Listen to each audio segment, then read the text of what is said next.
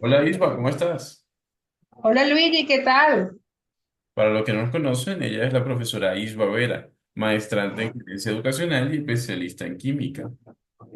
Y él, el Luigi Márquez, licenciado en matemáticas y maestrante en gerencia educacional. Y les estamos presentando Desbloqueando la creatividad, el programa donde vemos las soluciones a las problemáticas educativas desde una perspectiva creativa y novedosa. Como siempre, bajo la dirección y producción de la doctora Reina Galindo.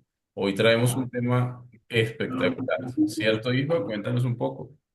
Así es, Luigi. Hoy hablaremos sobre la desmotivación docente, un tema de muchas variantes. ¿Están desmotivados los docentes? ¿Por qué? ¿Qué consecuencias tiene esta desmotivación? Y sobre todo, ¿qué podemos hacer para vencerla? Me alegra que podamos tener esta amplia visión, ya que compartimos una escena, tú de Colombia y yo desde aquí, Venezuela.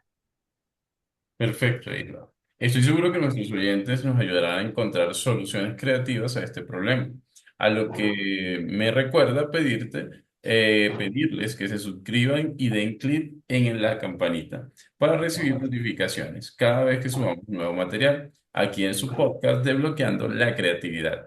Pero Isma, siempre te pido que comencemos con noticias, que me actualices un poco qué ha sucedido en Venezuela respecto a la educación. Bueno, Luigi, las noticias sobre educación en Venezuela no varían mucho, incluso no parecen ser prioridad. Lo que se reporta es el horario mosaico que persiste en colegios y liceos públicos y aulas sin docentes especialistas. El horario mosaico, que es el nombre que se le ha dado popularmente, y colegios que están dando clases 2 días a la semana y otros en donde los estudiantes van 2 horas al día, sin contar con que muchas aulas siguen vacías en estos espacios de tiempo porque los docentes especialistas están migrando a otros países o se dedican a otras actividades, teniendo en cuenta que el salario promedio de un docente aquí en Venezuela son $10. $10. Obviamente cualquiera decide dedicarse a otra cosa. Y preciso estamos hablando de motivación, creo que $10 mensuales no motivan mucho que digamos. Pues no. Acá, por acá las cosas no van tan bien tampoco. Resulta que pues, el gobierno colombiano trajo a la palestra una propuesta de ley de educación donde pues la reforma como tal, una de las vertientes de la reforma, habla o implica más evaluaciones al docente. Obviamente, pues la evaluación en el campo educativo siempre es muy importante. Acá en Colombia los docentes presentan hablando de los docentes que trabajan para el sector público, ellos presentan tres evaluaciones al año, una de ingreso, una a medio año y una al final en donde estas evaluaciones pretenden como indicar o dar indicadores sobre la calidad educativa eh, tuya como profesional, ¿sí? Pretenden implementar una cuarta y hasta una quinta evaluación en donde la intención es básicamente señalar si el docente está capacitado para su cargo o no. Cuando éste ya ha concursado y ya ha tenido un nombramiento, tal como se hacía, o no, creería yo también como se hace en Venezuela, que pues las personas que entran a trabajar con el sector público es porque han hecho un concurso y han ganado su plaza o la vacante respectiva. ¿Sí? Sin embargo, este no es el punto más descabellado de esta reforma que quieren implementar, hijo. Resulta también que están planteando la inversión de las empresas privadas dentro del sector público de educación. Esto es un poquito preocupante porque históricamente acá en Colombia las empresas privadas no invierten en el sector público porque sí. Te pongo un ejemplo muy claro, el sistema de transporte de Bogotá. El sistema de transporte de Bogotá es una empresa mixta, comienza siendo una empresa pública, se convierte en una empresa mixta. Finalmente, el precio del transporte en el sistema de Transmilenio, que es el nombre que tiene, pasa a ser exactamente el mismo al de la empresa privada. Siendo una empresa mixta, o sea que se supone que tiene parte pública y parte privada, ella toma el mismo precio del sector privado para el transporte, sin ninguna diferencia. Entonces, esa es una de las mayores preocupaciones, la posible privatización de la educación pública. Wow, Luigi. Yo soy de los que piensa que la educación debe estar al alcance de todos. Aquí, los colegios que funcionan con normalidad solo son los privados. Y allá que por ahora los colegios públicos funcionan y ahora proponen esa tendencia de la privatización. Mira, falta mucho en Latinoamérica para llegar a al tan anhelado desarrollo que nosotros queremos. Pero para iniciar con el tema, Luigi, te cuento que en redes muchos docentes nos contaron cosas que los desmotivan en el ejercicio de su profesión. Así que iniciemos con nuestra sección desglosando el problema. Muchas gracias, Ifa. Pues sí, demos inicio a nuestra primera sesión desglosando el problema. Y para ello vamos a hablar de @Katy quien nos escribe. Bueno, hablar del sueldo es lo más obvio, pero ¿qué tal mencionar que los docentes somos títeres en el aula? Los estudiantes no pueden repetir y de paso damos asignaturas para las cuales no nos preparamos porque hay que cubrir vacantes y ser integrales. Katy Loren es de Venezuela, por lo tanto te pregunto a ti qué piensas sobre su comentario. Totalmente cierto, Luis.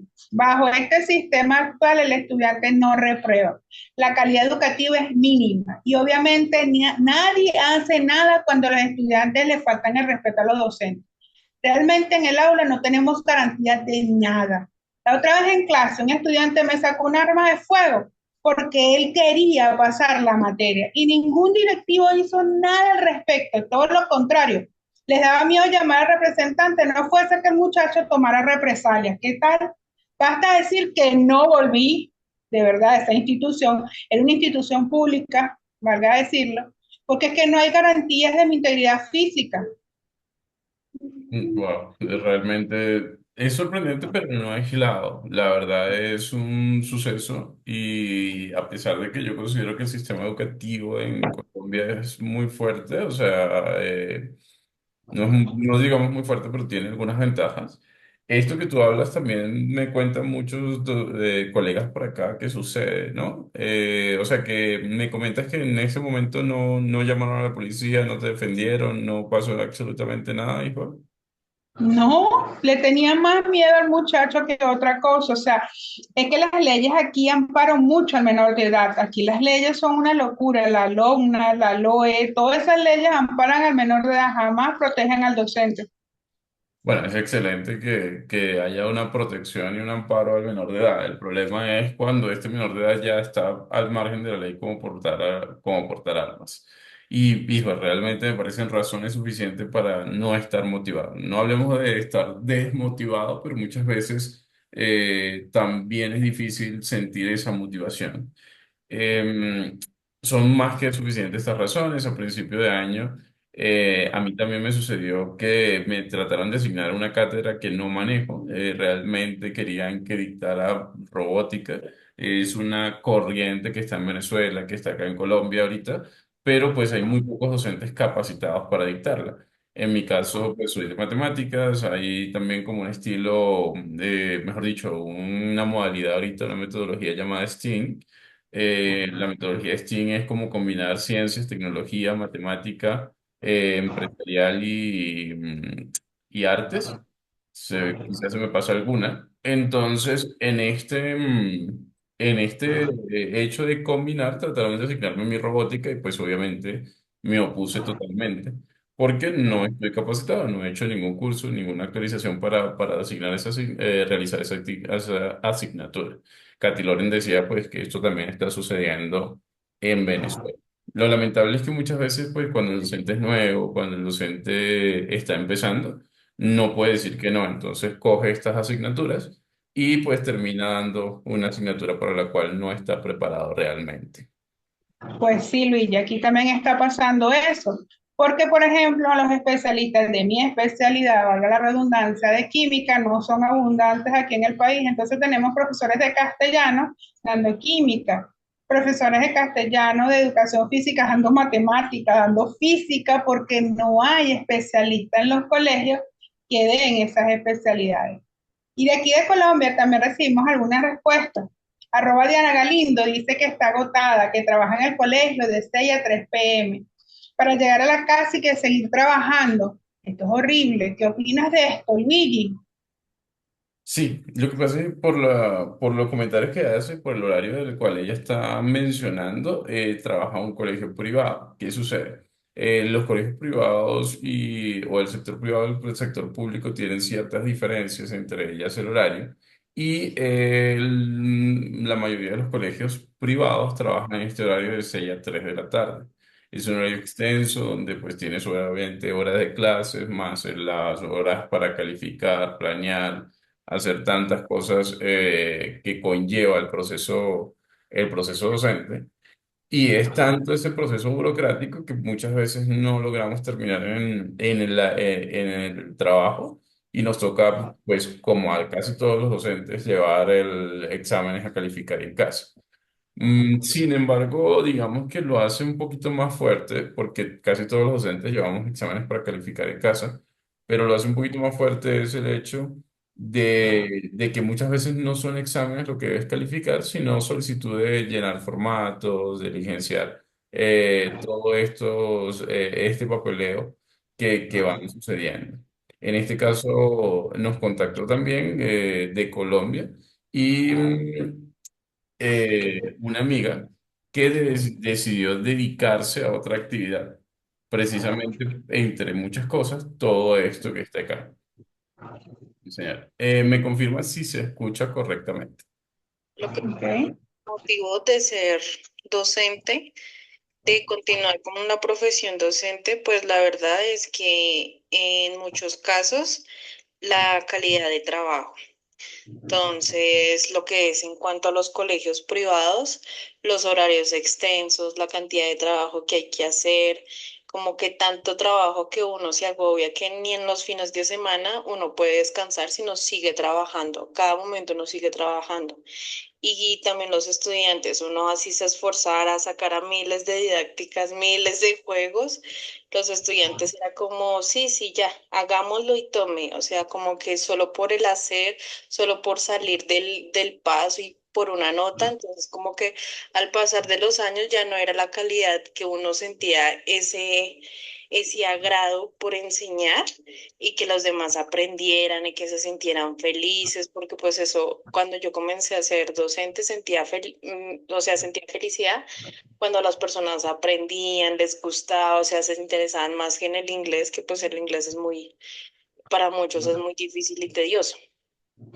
Lo que yo he tratado es como que demostrar el inglés que no es difícil ni tedioso, sino que pues se puede pasar chévere con el inglés.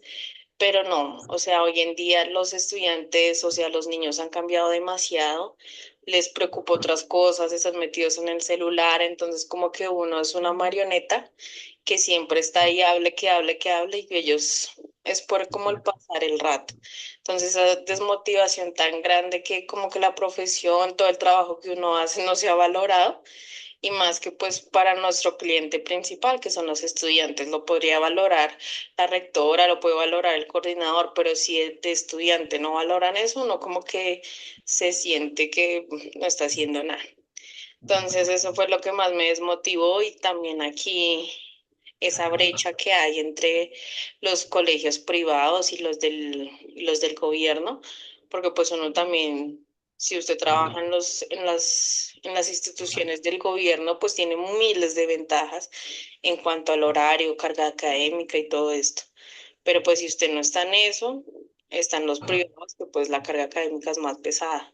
Y el trabajo es más pesado, las jornadas, entonces como que ni tan siquiera tienes el tiempo libre para hacer tus cosas, sino que todo el tiempo tienes que estar pensando en el trabajo. Entonces como que ya se agobia todo eso, ya no es por el querer, sino por el necesitar el dinero y ya.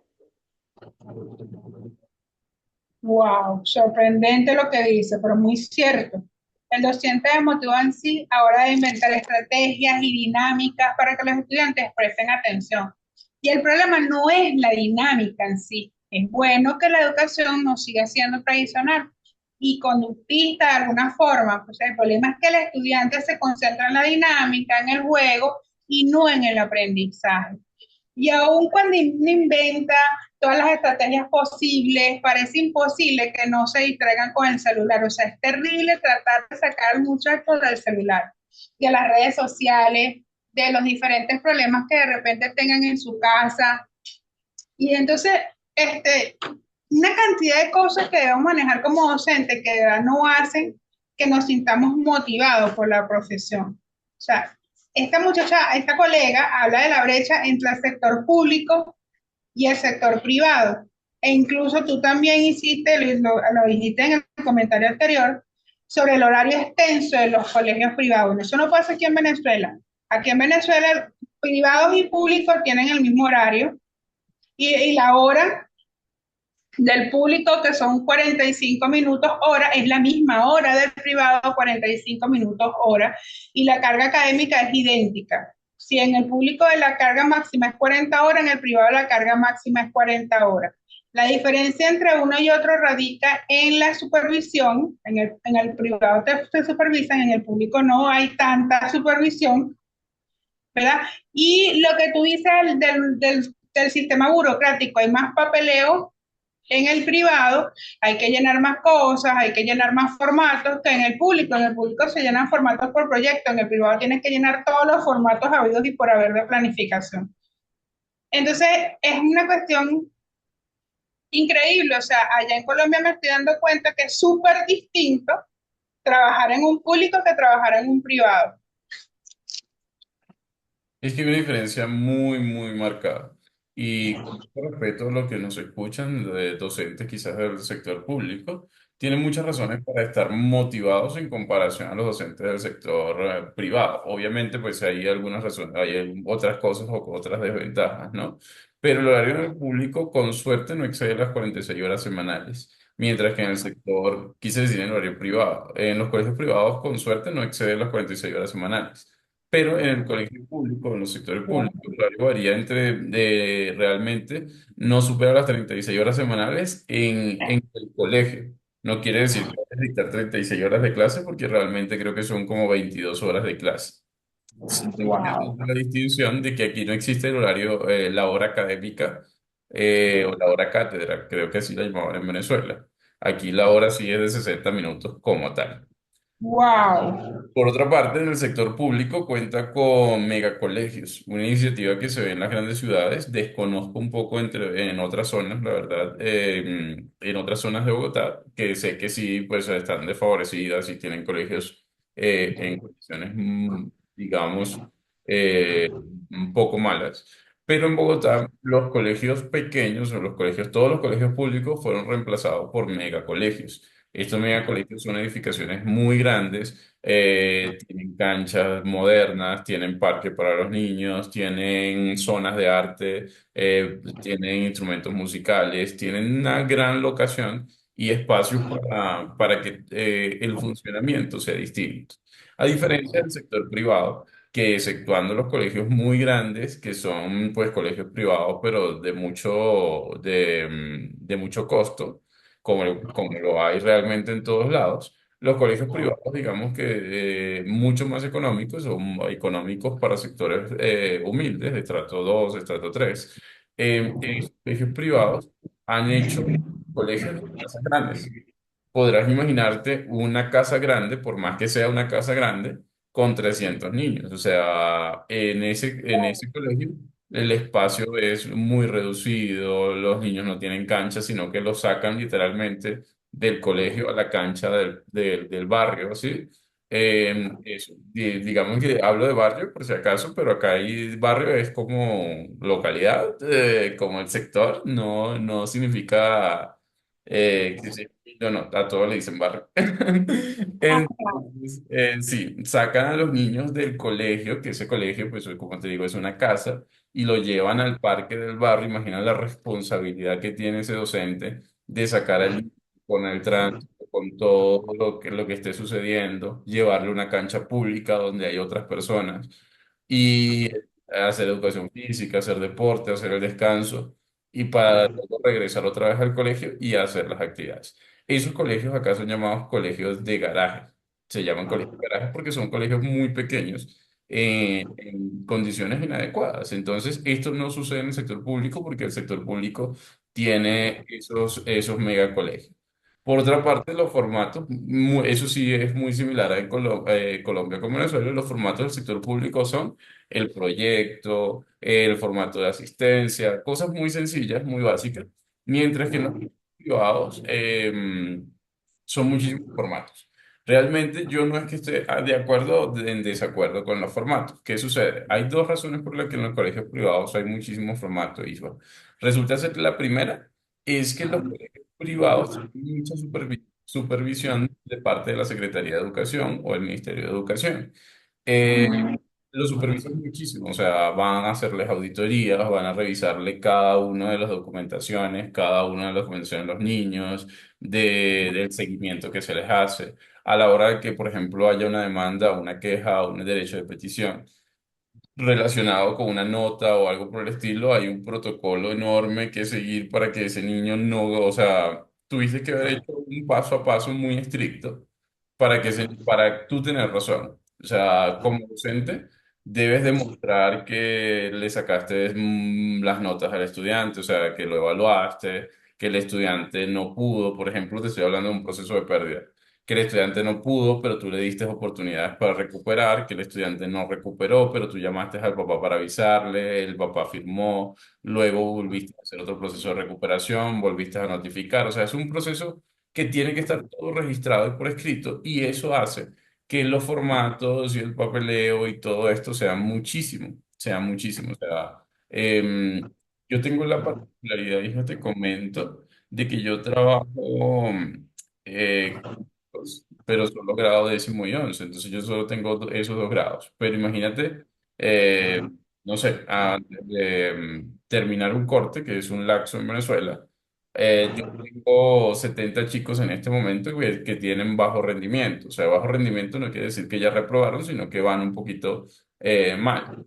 Yo tengo que dejar registradas 70 observaciones en un documento, escribirle a los 70 papás para que ellos sepan, porque si yo no voy haciendo ese proceso, mi proceso de evaluación se invalida. Entonces, no es solo califique los exámenes, no es solo revise los exámenes y comunique al niño y bueno, vamos a buscar una estrategia de mejoramiento. No, tienes que ir registrando todo el paso a paso porque si llega a presentarse una queja, una demanda, un derecho de petición o algo posteriormente, si tú no lo hiciste, tu trabajo no está hecho, no está bien hecho. Entonces, así se evalúa también al docente del sector privado. Mientras que eso no sucede en el sector público, donde en el sector público debería ser más obvio, porque, o sea, eso que te estoy hablando, todo este proceso y todo este registro es una exigencia que le hace el gobierno, en este caso el Estado, perdón, el Estado, la Secretaría de Educación, a los colegios privados. ¿Por qué no tienen este mismo requerimiento para sus colegios? Sí, es sorprendente que le exijan algo a los colegios privados, pero no lo hacen en el sector público. Ahora, Claro, la diferencia es mucho, ¿viste? Y hace reflexionar bastante sobre cómo se diferencia la educación pública y la educación privada en Colombia. O sea, aquí también se diferencian, o sea, tienen diferencias muy marcadas, pero allá como veo que es como mucho más, o sea, la brecha que hay entre una y otra es abismal. Bueno, es, seguro que todo esto tiene sus disculpa, ventajas y sus desventajas, ¿no? ¿cómo? Qué pena. Seguro que todo esto tiene sus ventajas y sus desventajas. Sí, por supuesto que sí.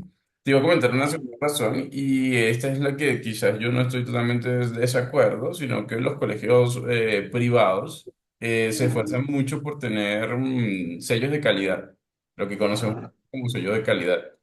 Si recuerdas estos sellitos de empresas que daban como Sí, sí. ese producto era muy bueno. Yo jamás en Venezuela lo vi en colegios privados ni públicos, pero acá los colegios se manejan como si fueran empresas cualquiera. Y como cualquier empresa, ellos tratan de tener los sellos de calidad de Icontex, de ISO, o sea, los que siempre hemos conocido como el sello de calidad ISO. Entonces, Ok. para tener estos sellos de calidad es necesario tener todo el procedimiento registrado, una serie de procesos enormes y son los procesos burocráticos de lo que te hablaba quizás nuestra colega. La verdad, yo sentí muchísima nostalgia escuchándola, sentí mucha tristeza, viendo como yo decía, el paso de los años, la educación ya no era lo mismo, ya no me sentía bien y por eso ya se retiró del sector educativo. Me dio realmente mucha nostalgia. Y pues eso es lo que venimos haciendo, ¿no? Hablando sobre qué nos está motivando, cómo se sienten el día los docentes y que quise compartir con ustedes esta, eh, precisamente esta nota que nos llegó porque fue muy impactante. O sea, para mí fue muy impactante ver la desmotivación que tenemos. Si quieres, continuamos, resume un poquito, hijo, y continuamos. Qué pena. Es muy común, haciendo la investigación para este programa, me di cuenta que es muy común que haya docentes desmotivados, no solamente en Venezuela, no solamente en Colombia, sino en muchos países del mundo. De verdad, nuestra profesión no tiene la misma, o sea, relevancia que otras y eso desmotiva también a muchos. Entonces, esto es realmente preocupante. Ahora debemos preguntarnos, ¿qué están haciendo los directivos, los gerentes educacionales para mejorar estas situaciones? Porque de verdad que ellos son, creo que los que están llamados a abordarla. ¿Qué estrategias creativas pueden ayudar para que ellos puedan trabajar la desmotivación que tienen sus docentes? Y es que de eso se trata este programa, Isua, de desbloquear la creatividad, buscar alternativas creativas que puedan aportar a la mejora de estos problemas, porque evidentemente no podemos cambiar la infraestructura de los colegios, ni los salarios de los docentes, ni las brechas que existen entre el sector público y el sector privado. La intención en este momento es generar algunos tips para mejorar las diferentes situaciones que afrontamos en este caso. Hacemos para motivar a nuestros docentes con todas estas situaciones adversas, Juan? Bueno, es por ello que también tenemos aquí, abordamos a algunos directivos y solicitamos que nos contaran qué estrategias están aplicando para motivar a su docente. Revisemos algunas de estas respuestas, ¿te parece? Tenemos por aquí @HMAOL. Nos cuenta que es rector de un colegio católico en Colombia y aunque trata de forma muy humana a sus docentes, constantemente se retiran y deben buscar reemplazos. Eso también pasa aquí en muchos colegios privados, ¿sabes? Lo que pasa es que pues, los colegios católicos acá en Colombia son privados. Te asumo que es católico porque me está indicando dice hermana Olga. Entonces, asumo que es un colegio católico. Lo que implica que todo lo conversamos antes. O sea, si es un colegio privado, tiene el mismo horario y todo lo que ya hicimos, y por eso es la rotación docente igual. Ok. También nos comenta Marta Jiménez que ella siempre da obsequio a sus profesores, compra detalles como botellas para el agua, tazas para el café o incluso insumos para docentes, marcadores, borradores, lapiceros. Y hace reuniones con desayunos o almuerzos. Y los premios por tener planificaciones al día, llegar puntual a o clases destacadas. Yo quiero trabajar ahí. Pero no sé, ¿tú crees que esto sea correcto, Luigi? Bueno, el sistema de recompensa es común, pero es tradicional. Sigue siendo común, hija. Creo que creo que se organiza desayunos, como ella comenta, almuerzos, reuniones sociales en general, para cualquier equipo laboral, esto puede motivarlos, claro. O sea, creo que es una buena estrategia y de paso ayuda a integrarse ellos como equipo, a que se conozcan y se relacionen mejor. Sin embargo, el sistema de premiaciones puede resultar excluyente.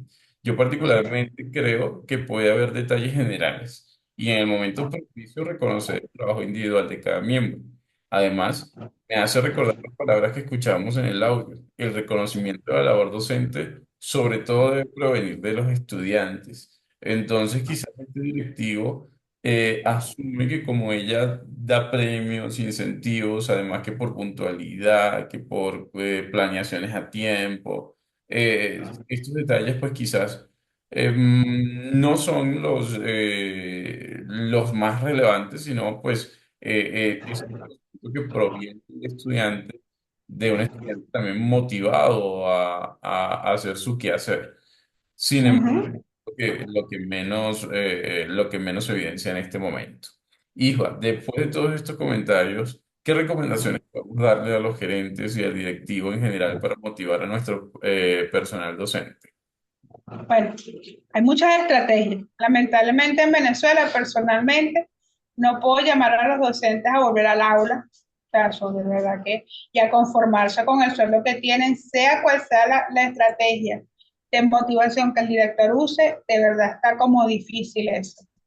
Creo que es indispensable que el Estado dé prioridad a la educación e invierta en el salario de los docentes, realizando pagos dignos y acorde a la profesionalización de quienes pertenecemos a este gremio, mejorando las condiciones laborales en donde se le garantiza al docente integridad física, respeto y valoración. O sea, yo creo que es fundamental que el Estado venezolano se aboque a los colegios, a los liceos y a mejorar la calidad de vida de los docentes venezolanos. Tienes toda la razón. Es que es imposible que un sistema de recompensa o un análisis creativo del problema esté por encima de los derechos laborales de los docentes. Por lo tanto, ese ya es un tema a discutir con el Estado. Nosotros, como lo dije hace un momento, no podemos mejorar los salarios ni nada por el estilo, pero tampoco podemos llamar a los docentes a que vayan al aula con un sueldo equivalente a $10 o el sea cual sea el sueldo, porque quizás esta equivalencia puede sonar irrespetuosa para alguien. La verdad desconozco bien cuál sea el sueldo y cuáles son los incentivos. Creo que tienen otros bonos y otras cosas, pero independientemente de eso, el derecho laboral, el derecho a un sueldo digno, creo que se está violentando un poco. Hablando del sector privado de allá de Venezuela, tienen algunos un salario mejor, lo he escuchado, tengo algunos conocidos que tienen algunos mejores salarios, pero aún así, como gerente es importante meditar cómo hacer que se sienta bien en el entorno motivado, a pesar de estas injustas condiciones. O sea, creo que los directivos, coordinadores, Claro que eh, sí. Como sabemos, todos los seres humanos son diferentes. Primero, ¿qué debe hacer la gerencia? Identificar qué puede, haz un diagnóstico y identifica qué puede motivar a tu personal. Que para eso hay muchas técnicas y nosotros como docentes las conocemos, pues. A mí me encanta. Yo le recomendaría a un director que haga el ejercicio con sus docentes, como, conocido como storyboarding. Suele parecerse bastante un cómic, como cientos de escenas y personas en cada recuadro. Esta técnica me encanta porque cada docente podría aportar un recuadro a la historia y con el tema bien definido descubrir qué pueden hacer los directores para motivarlos. O sea, sería bonito que todos los docentes se sentaran como en un colectivo y empezaran cada uno a dibujar la historia, o sea, lo que ellos quieren mejorar en la escuela, en el liceo, cómo se sentirían ellos más queridos o más motivados a continuar con su labor. Me encanta ese primer tip, Isua. Es muy parecido a los bocetos grupales, donde todos aportan en un boceto y van reflejando lo que les interesa. Y claro, siempre debe haber un tema definido. Este primer paso, que es el diagnóstico para identificar las necesidades del grupo, es indispensable.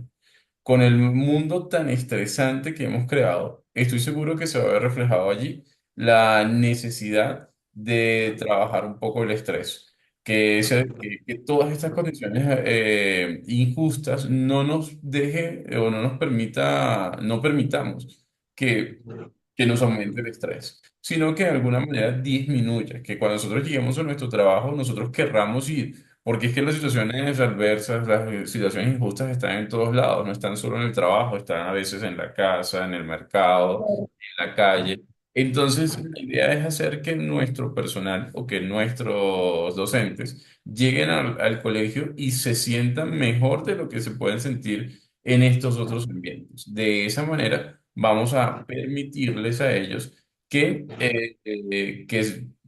se sientan mucho más motivados a ir al trabajo, sean las 2 horas de clase, sean los 2 días a la semana, o sean pues su jornada laboral completa. Hay que recomendar muchas pausas activas, pero sin embargo esto tiene un profundo rechazo en el personal. Cuando usted como personal, no sé si te ha pasado, igual le dicen, vamos a hacer pausas activas.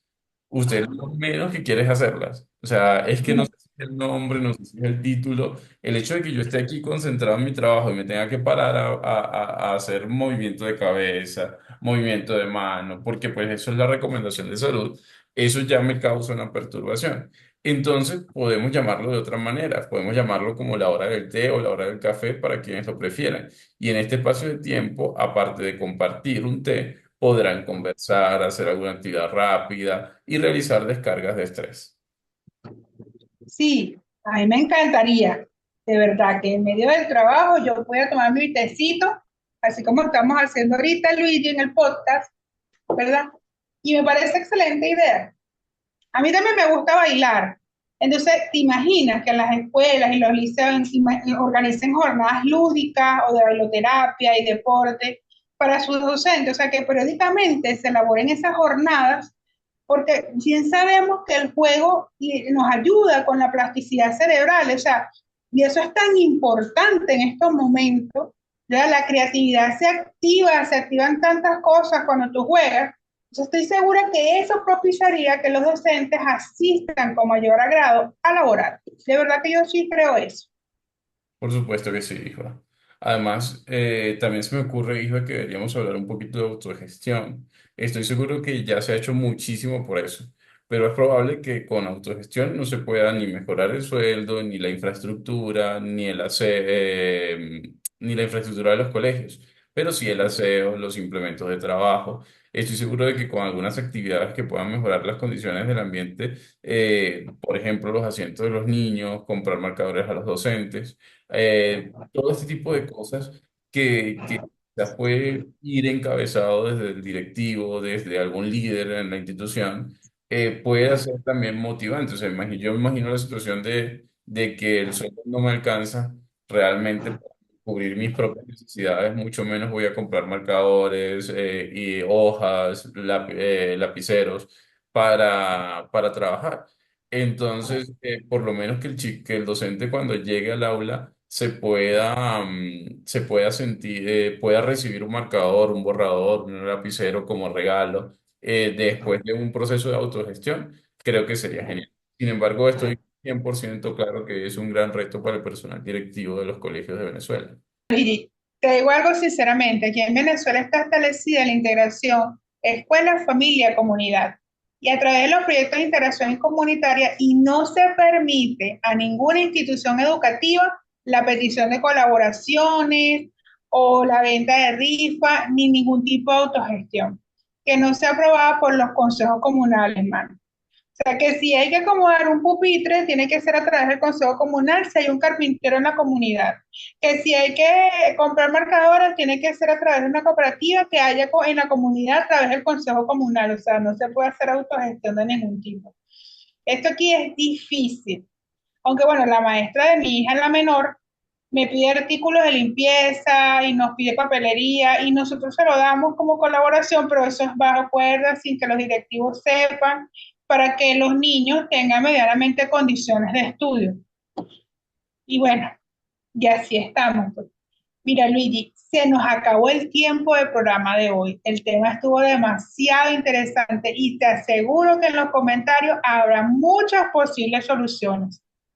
Así es, dejen sus comentarios y nos vemos en una próxima oportunidad aquí en su podcast Desbloqueando la Creatividad. Muchas gracias, hijo, por compartir. Chao.